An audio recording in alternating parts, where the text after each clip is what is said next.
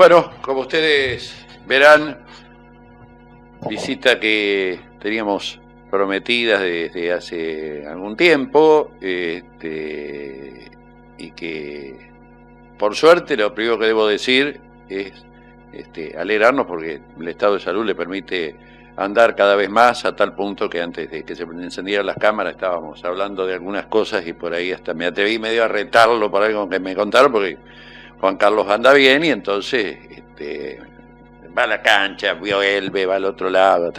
Pero esto nos alegra mucho y hoy lo tenemos acá en nuestros estudios.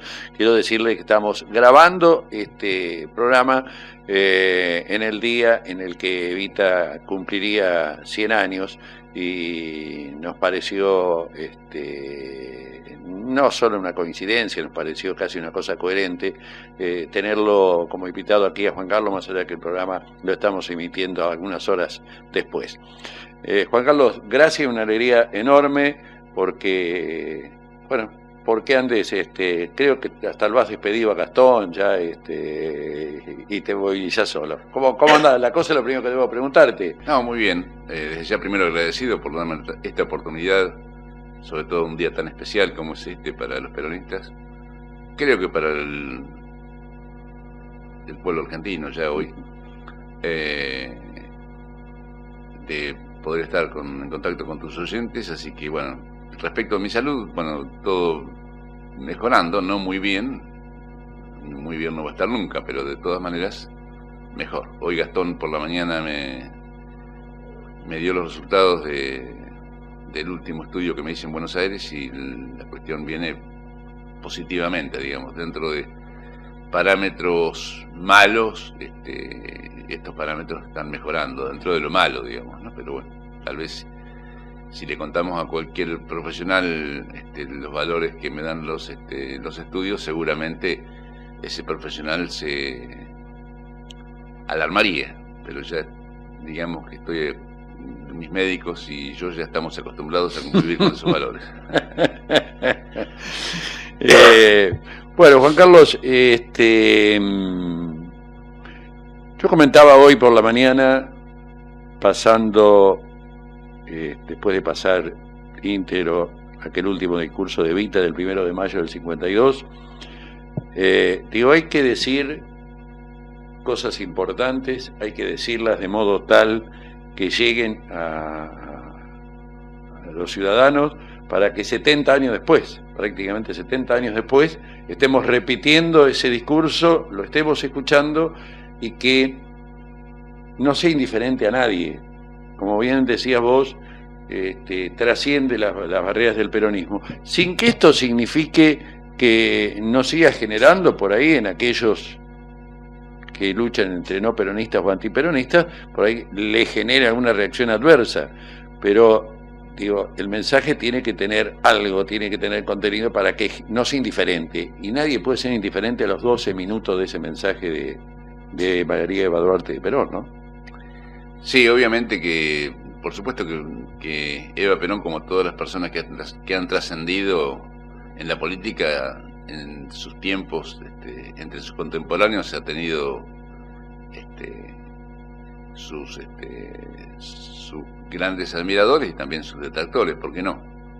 De todas maneras, seguramente tenía una forma de decir las cosas que a lo mejor hoy serían muy fuertes en algún aspecto, pero de todas maneras marcó un camino en lo que tiene que ver con la reivindicación de gran parte de nuestros pueblos y de que tuviésemos más acceso a la cultura, a la educación, a montones de cosas, a la salud fundamentalmente, que en otros tiempos, como ocurre todavía en muchos países, porque a pesar de todo lo mal que estamos viviendo, el mal momento que vivimos en Argentina, el acceso a ese tipo de cosas todavía es te podría decir que para la gran mayoría del pueblo, cuando esto en otros países no es así. No ocurre. Juan Carlos, después vamos a hablar un poco no, casi el motivo central de esta entrevista, hablar de este proceso electoral que se viene, al que yo he definido como realmente inédito e histórico, sobre todo en General Paz, porque hablar de el inicio de un proceso electoral sin el nombre de Juan Carlos Beramendi en las listas, en una elección de ejecutivos, mostrando una renovación que en el peronismo, lo voy a decir como lo dije hoy, en el peronismo estas cosas se han dado cuando los líderes fallecen o cuando hay una gran derrota. Y digo, se va a dar un caso inédito en Ranchos, con Juan Carlos Beramendi acompañando el proceso, pero sin ser el que lleva la mochila de encabezar la lista y sin derrota. Pero de esto lo vamos a hablar en el segundo bloque. Háblame un poquito de cómo ves al peronismo en el país, este peronismo que conoces tanto, en el país, en la provincia de Buenos Aires. Seguramente no me equivoco si digo que con algún tono de preocupación o de desconcierto, pero decímelo vos. Mirá, si lo miro electoralmente, tengo que mirarlo con un grado de optimismo que, te soy sincero, no se debe mucho a la construcción actual de los dirigentes, sino que se debe... Son épocas donde las elecciones se resuelven por los que pierden más que por los que ganan. Sí, lamentablemente es así. Vos fijate que tenemos la paradoja de que quien más crece en las encuestas, que es Cristina Kirchner, que hoy, a mi juicio, está muy cerca de ganar en primera vuelta, por lo menos así lo dicen los números reales. No habla, no dice nada. Está bien. Está lo que... Es más, algunos analistas dicen que están esperando que hable porque cuando hable es cuando puede empezar a bajar. No sé si esto será cierto, pero a mí me da la es cierto lo que vos decís. Sin hablar, crece, entonces ¿para qué hablar? Me da la impresión de que no va a bajar. Esa es la impresión que yo tengo. O sea, si bien las encuestas siempre son la foto del día, esta foto se viene repitiendo, ya es una película que tiene, yo te diría que 2/3 partes de su recorrido hasta el día de las elecciones, es decir, faltaría 1/3. De todas maneras, está bien, Cristina se la juzga por lo que hizo, también por lo que no hizo, o por lo que supuestamente hizo mal. Pero de todas maneras, lo cierto es que no habla. Que ni siquiera, más allá de que todos suponemos cuál va a ser un esbozo de su proyecto económico, ni siquiera se ha planteado.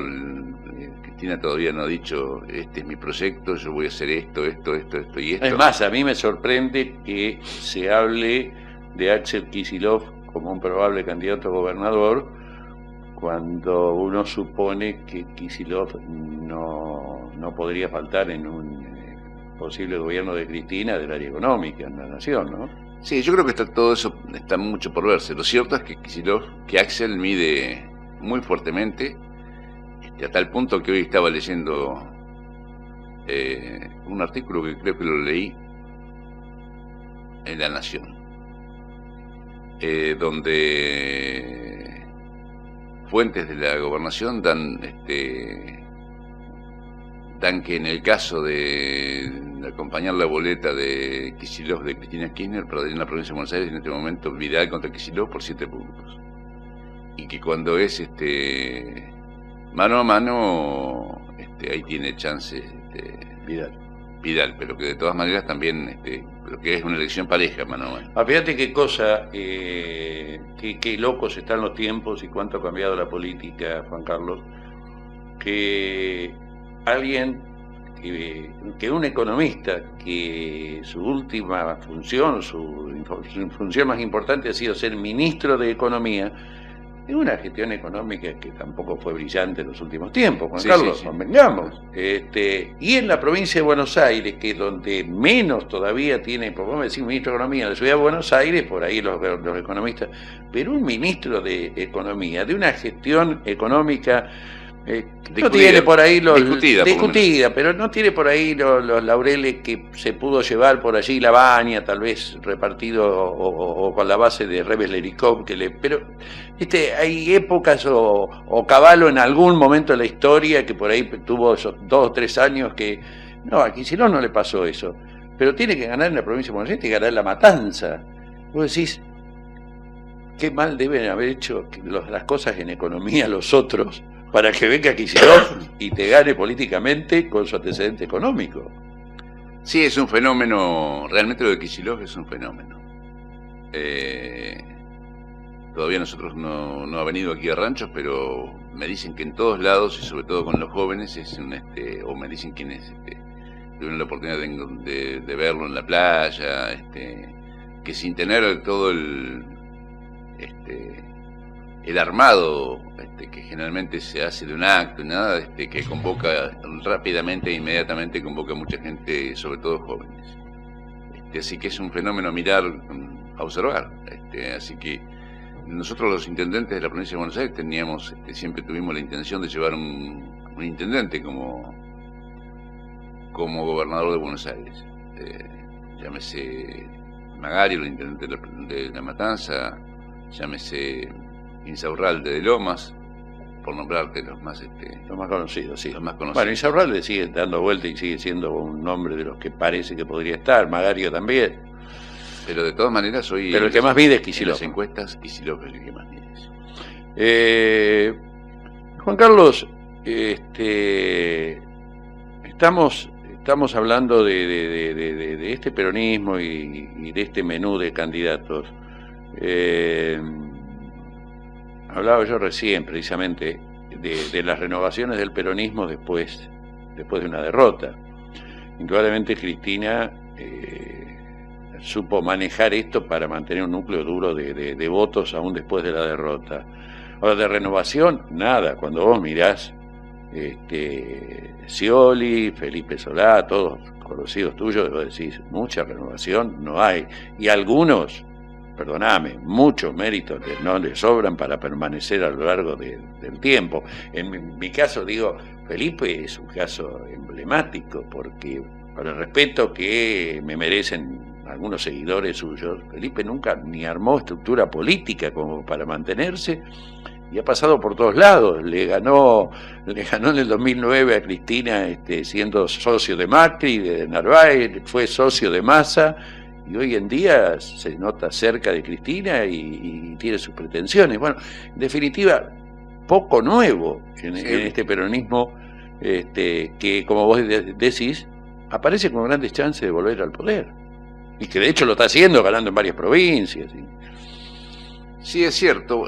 Si bien el peronismo tiene mucha juventud, es cierto que todavía esa juventud... Bueno, Kicillof sería un exponente de los jóvenes, porque en definitiva es un hombre de 40 y pico de años.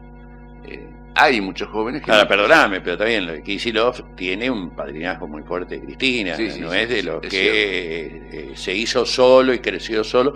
Después ha sabido merecer ese padrinazgo, pero hoy por sí solos los dirigentes políticos es muy difícil que crezcan. Ni de la cámpora que pintaban algunos no han quedado a mitad de camino. Creo que crecen más dirigentes sociales como Juan Grabois que los dirigentes políticos. De la cámpora y hay algún par de dirigentes que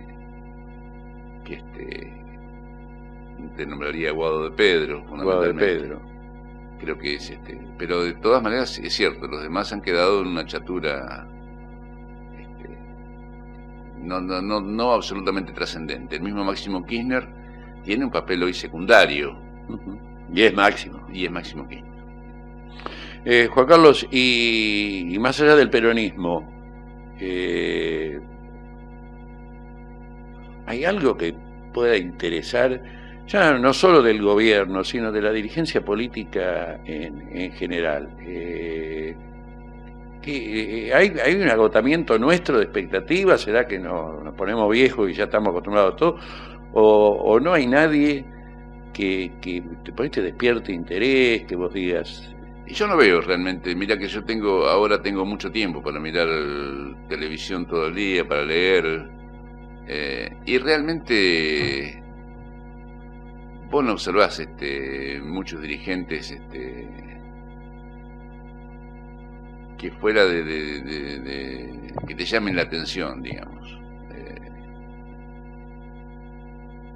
Por ahí hay a mí hay un médico, se me fue el nombre ahora, no te lo, que lo escucho. Venga, Facundo Manes. Facundo Manes. Ese es un nombre escuchable. Sí. No mucho más. No mucho más. No mucho más.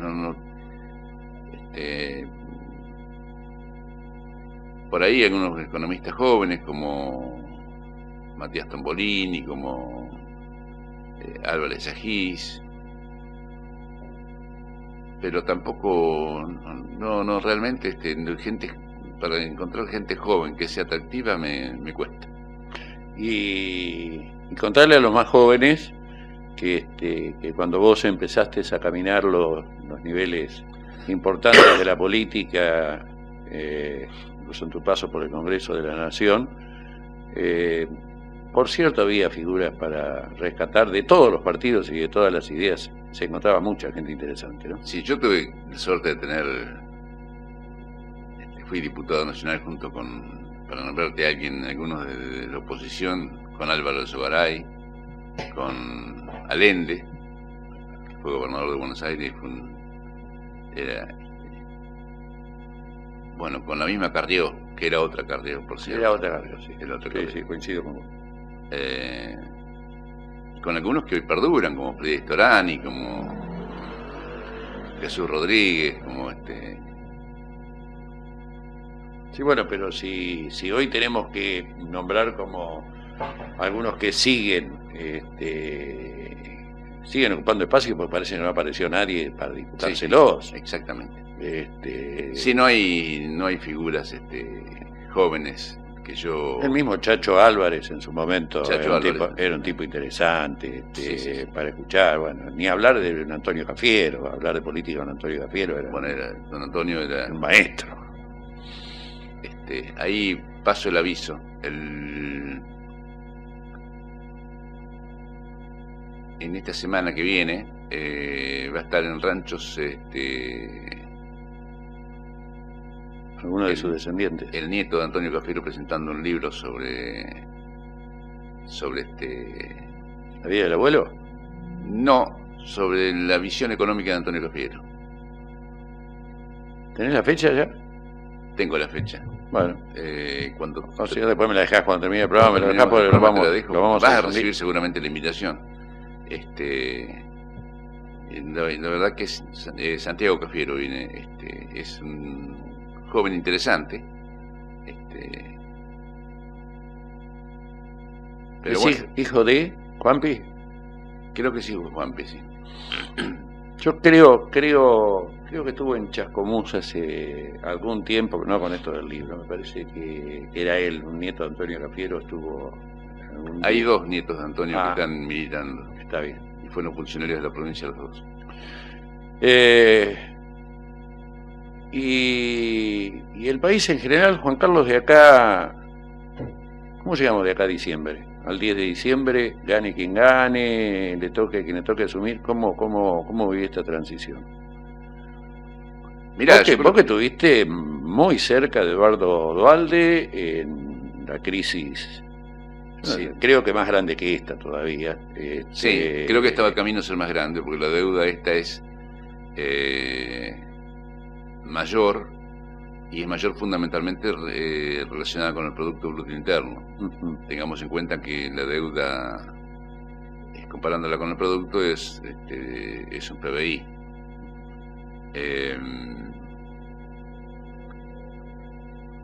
La verdad que es muy difícil. Creo que va a llegar Macri sin demasiados sobresaltos a entregar el poder a costa de una gran sangría de dólares. Creo que se van a quemar 10.000 millones de dólares de aquí a las elecciones solamente para mantener el precio del dólar, cosa que le autorizó el Fondo Monetario. Me parece que es una aberración. Evidentemente el Fondo Monetario Internacional está muy jugado a las decisiones de Trump, del presidente de Estados Unidos, de mantener a Macri. Esto no cabe ninguna duda, y este contexto es el que lo está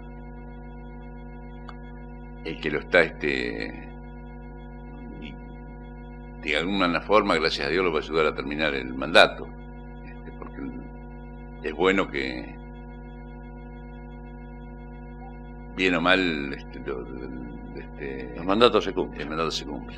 Ahora, de todas maneras, creo que el próximo presidente, sea Cristina o quien sea, va a afrontar una crisis tan severa como el 2001.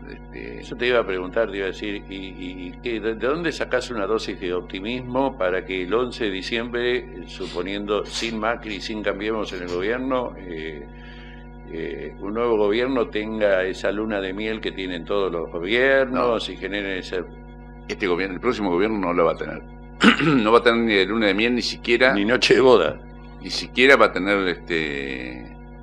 el día que sea electo nuevo presidente, hasta el día de su asunción, ni siquiera eso va a disfrutar me parece que es una... yo creo personalmente que aquí va a haber que... Por supuesto que la deuda está contraída. Tendrá sus limitaciones que habrá que aprovechar como tal. No está aprobada por el Congreso de la Nación, y eso es, digamos, te daría un pequeñísimo margen como para sentarte a negociar y decir, bueno, la vamos a pagar, pero yo creo que la Argentina... ¿Pero vos creés, Juan Carlos, que realmente vos creés que eso sirve para algo, esto de plantear, mire que si no lo pagamos? No, pero yo creo que acá va a pasar algo. El próximo gobierno, si no no va a poder pagar. No, eso está claro. Bueno, pero todo el mundo dice que hay que renegociar, bueno, por eso que hoy sentarse de nuevo. Por eso es que tiende a subir el dólar, tiende a subir el riesgo país. Todo este tipo de cosas son... la tasa de interés está en el 75%, 74%, que es una barbaridad. El riesgo país se rompe casi cerca de los 1000 puntos. Claro. Son indicadores que marcan la desconfianza del mundo o la seguridad del mundo, que no les vamos a pagar. Por lo menos en el corto plazo. Yo creo que acá hay que pedir un tiempo un perdón, no sé. Yo creo que harían falta no mínimo de 10 años como para que Argentina se ponga en marcha desde lo productivo, y que después empecemos a pagar la deuda como corresponde, digamos, ¿no? Juan Carlos, quiero aprovechar y preguntarte la experiencia, más te noto calmo, como mirando las cosas desde otra distancia. Si a la Argentina de los últimos años, y ponele vos los años que quieras, nos hubieran dado plata y nos hubieran dado 10 años para pagarla, no hubiéramos arreglado nada, hubiéramos llegado a los 10 años y hubiéramos dado... O sea, hay problemas que yo creo que vamos a coincidir, que tenemos problemas culturales como sociedad, que también tenemos que corregir. Si todo decimos, todo esto depende de lo que nos den de afuera, nos den permiso, te lo digo, toda una pregunta, tenés todo el derecho de disentir. Digo, a nosotros nos dejan solos y tenemos problemas que ya no nos encontramos comparándonos con Suiza, no, es compararnos con Uruguay, con Paraguay, con Bolivia, con Chile, con cualquiera, y tenemos problemas serios. Bueno, acá va a haber... Yo creo que eso que vos decís es cierto, en gran parte es cierto. Pero creo que si obtenemos ese perdón, desgraciadamente tenemos que hablar de que nos perdonen, por encima de nuestro orgullo, de nuestra argentinidad, no, yo coincido, ahora, comillas, independencia económica. Me gustaría que me dijeras, obtenido eso... Bueno, obtenido eso nosotros debiéramos incentivar la matriz productiva. Te digo, por ejemplo, yo lo que no entendí de Macri, por ejemplo, es que cuando sacó las retenciones, porque tanto la minería como el campo, hablemos de los grandes productores de campo, que son los que disfrutan más de las retenciones,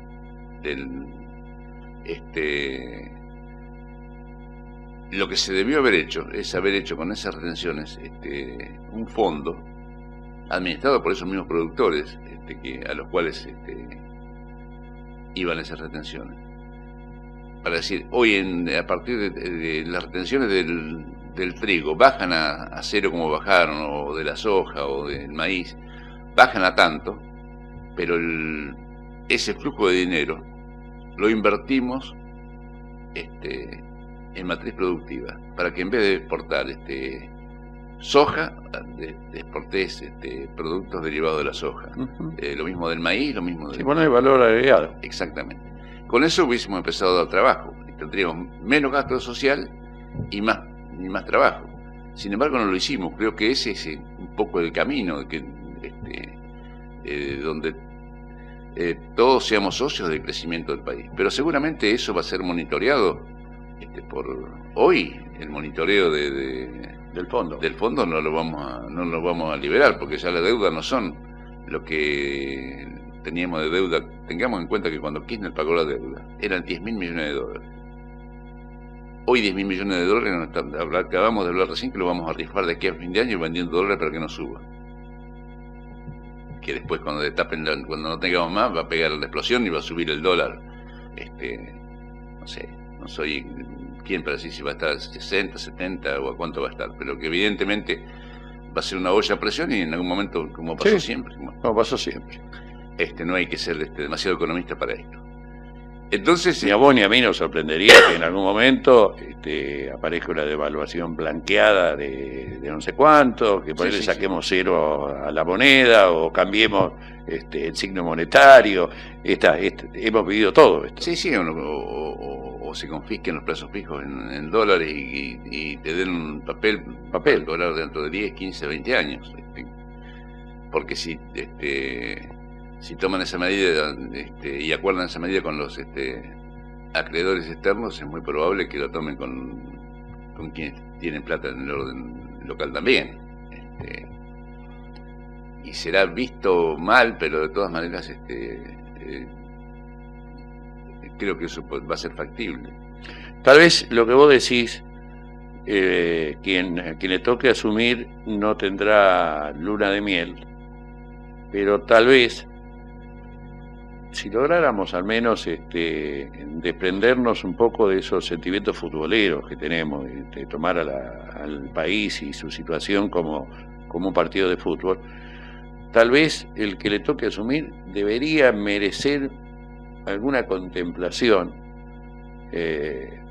por saber en qué lío está metido, que creo, en procura de no sonar muy injusto con aquellos adeptos de Cambiemos, creo que también fue una de las fallas del gobierno de Cambiemos, que no fue un error no concebido, fue estrategia de decir, demos buenas noticias nomás y digamos que está todo bien. No, Macri no recibió todo bien en el país. No, por supuesto que no. Te voy a aceptar antes que lo digas. Creo que agravó casi todas las cosas, salvo algunas, casi todas las agravó. Pero no recibió en buena condición. Sin embargo, esto de no demos malas noticias y se va a arreglar solo, esto que creo que ha sido lo único que Macri ha reconocido, como levemente dicho, pequé de demasiado optimista. Uno no puede creer que tan tontos sean todos. Algunas cosas habrán sido desprofeso y otras creo que se pecaron por esa estrategia de vender alegría. El que venga tendrá que ser muy duro planteando lo que recibe para pedirnos un poco de sangre, sudor y lágrimas. Yo creo que lo que hoy se recibe está totalmente blanqueado, digamos. ¿Vos crees? Y yo creo que todos sabemos las grandes deudas que tenemos desde lo social, desde lo económico fundamentalmente, desde todos los niveles. Me parece que... ¿Sabes que yo creo que los argentinos somos negativistas, Juan Carlos? Y te voy a decir, te voy a plantear algo desde el otro lado. Yo estoy plenamente convencido que hubo mucha corrupción en el gobierno de Cristina. No sé si toda la que se dice, pero estoy convencido que hubo mucha corrupción. El votante de Cristina, que, como bien vos decís, hoy la pone primera en todas las encuestas, cerca de ganar en primera vuelta, ganándole a Macri en segunda vuelta. Es muy poco el porcentaje de ese votante que te acepta que hubo corrupción. Y te dice algún caso aislado, te dice José López porque lo encontraron con los bolsos, pero el resto invento de la justicia que le hace todo lo posible por parecerlo. Y yo digo, estoy poniendo este ejemplo para no mostrar la verdad de un solo lado. Ocurre con el admirador de Cambiemos, que hoy te dice que no todo está tan mal y que apenas se vaya Macri y venga otro gobierno, a los 3 meses le va a echar la culpa al nuevo gobierno, a decir, no, esto no estaba tan mal. Y me parece que no nos sirve para nada esto de seguir negándonos las cosas, la realidad que tenemos, los problemas que tenemos y algunas responsabilidades que tienen unos y otros. No, los hechos de corrupción que han existido, yo he sido el primero en reconocerlos durante mucho tiempo. Vos has tenido la doble, tú has reconocido hechos de corrupción y has sido crítico de la gestión de Scioli en la provincia. Dos cosas que muchos niegan. Sí, yo cuando veo que Scioli puede ser candidato a presidente, la verdad que me alarma. Bueno, yo miraba el sábado un programa de televisión muy conocido que había, no recuerdo quién era, estaba Verónica Magario. Y por poco no decía que Scioli dejó una provincia que era el paraíso. Y digo, tendrán sean tantos los compromisos para que Verónica... La provincia de Buenos Aires fue y es un desorden administrativo. Porque uno, a ver, las derrotas a uno le duelen. Y por supuesto que la derrota nos dolió.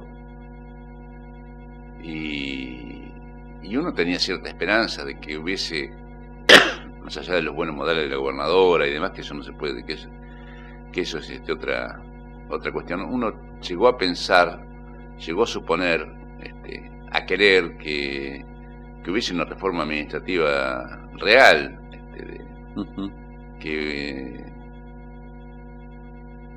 y no, realmente seguimos igual o peor en muchos casos. Vos sabés que yo, si bien he tenido la suerte de que a mí nadie me pidió nunca nada,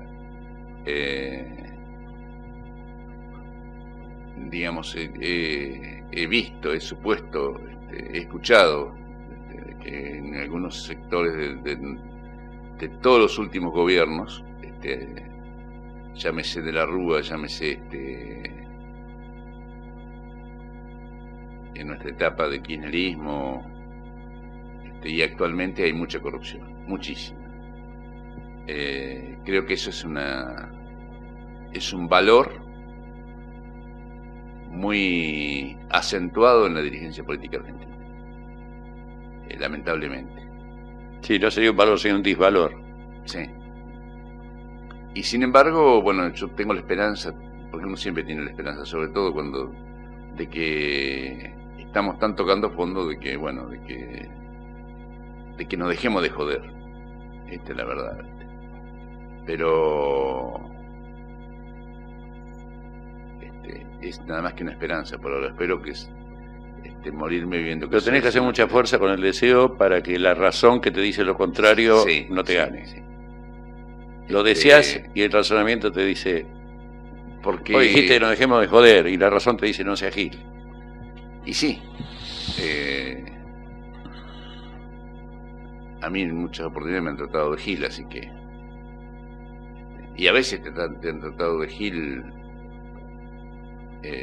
personas de tu pueblo y de tu amistad cuando era intendente en mis primeros gobiernos y me costaba pagar las cuentas a fin de mes. Tengo que hacer una pausa y tenemos que charlar un poco de nuestro querido Ranchos y de General Paz y de las elecciones que vienen. Pero quiero cerrar esto con alguna pequeña referencia que incluso medio nos involucra esta relación que tenemos desde hace muchos años, que relación que ha pasado por las discusiones, por los debates, por las diferencias, pero por el respeto de uno por lo que hace el otro, que el respeto no significa no un día no discutir, no decir, esto lo hemos tenido con Juan Carlos siempre, pero que en el fondo uno discute y se enoja y se calienta a veces con la persona que estima y que respeta. Y yo estoy cobrando en los próximos días, de paso lo voy a decir la cifra para que no me vayan a saltar, estoy cobrando mi primera jubilación. Ah, muy bien. Pero no, porque por ahí se enteran. Y gente que me conoce por allí me dice, ¿con cuánto te jubilaste? Me jubilé por la mínima, como particular que soy, como monotributista. Uno sabe la cantidad de tipos, de los amigos que tengo que me han dicho, pero vos sos tan hit. Y entonces me han pretendido decir con qué facilidad, yo llegaba, le digo, no me la cuenten, porque por ahí es, vos sabés que pasé también algún día con alguna responsabilidad por la legislatura en aquel bloque de la UCD, que alguno ayudé a que se jubilara, y no se jubiló con la mínima. Pero nadie te dice por ahí, la pucha, y alguno me dice por ahí, vos tantos años con el Vasco, escuchame, sumar unos años para el IPS, bueno, esto que vos sabés que es una industria, Juan Carlos, ¿lo sabés? Sí. Que lo dan como... Entonces no te dicen por ahí, pucha, che, habla bien de ustedes. Y yo cobré cuando estuve, cuando no estuve no cobré, esta es la historia. Pero el término es ese. Pero sos un gil. Sí, te lo dicen. Vos tenés 1000 años en política y te podrán discutir muchas cosas, Juan Carlos. Lo que no te podrán discutir es que viniste a la política a enriquecerte. Y por lo tanto sos un gil. Sí, realmente, bueno, pero el tema es que hay mucha gente que piensa lo contrario y piensa en salvarse. Salvarse ellos y después salvarse los hijos y después salvarse los nietos y después.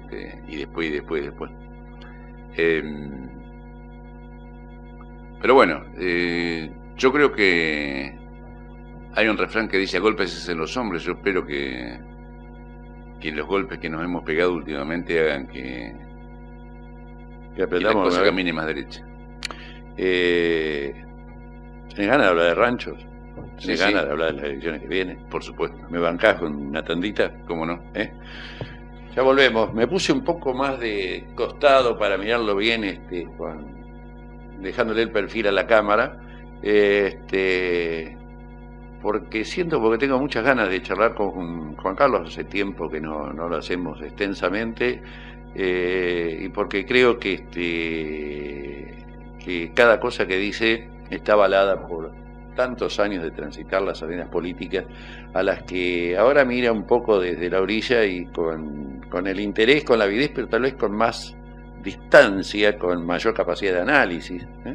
Con él vamos a charlar de lo que piensa, de lo que se viene acá en Ranchos, en General Paz, y por supuesto estaremos hablando de ese pibe que empezó a ser su colaborador hace muchos años y que le tocó darle la mochila, toma, hacete cargo, y no sé si te lo retará o estará muy de acuerdo, creo que sí, que está de acuerdo con Juan Manuel Álvarez. Ya volvemos con Juan Carlos Veramendi.